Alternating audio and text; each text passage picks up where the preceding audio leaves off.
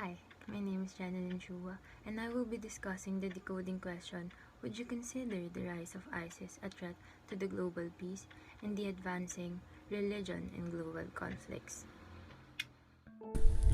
Religion is a commitment or devotion to religious faith or observance. It is the service and worship of God or the supernatural. Religion are belief systems that relate humanity to spirituality. In today's world, we can see the factors and the role of religion in globalization and how it provides identity, accountability, and security. Throughout history, religion has been correlated to some of the massive tragedies that ignore human rights. The Crusades in the year 1095, it is a series of religious wars between Christians and Muslims. The Holocaust in the 20th century that killed 6 million European Jews. And the continuing extremism in Middle East.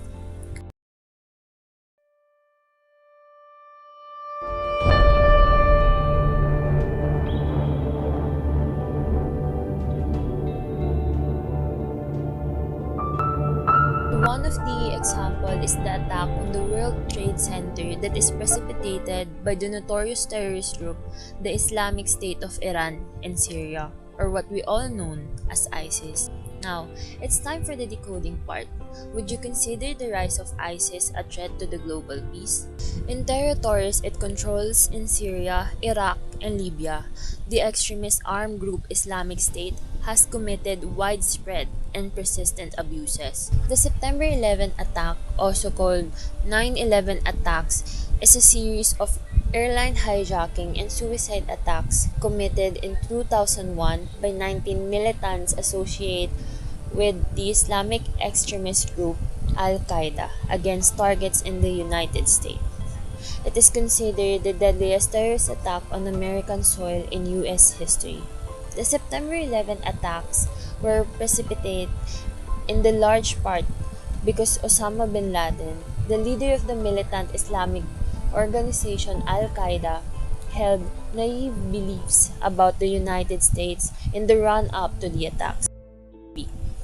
And that devastating event killed nearly 3,000 people, 2,750 people in New York, 184 at the Pentagon, 40 in Pennsylvania, and all the 19 terrorists also died.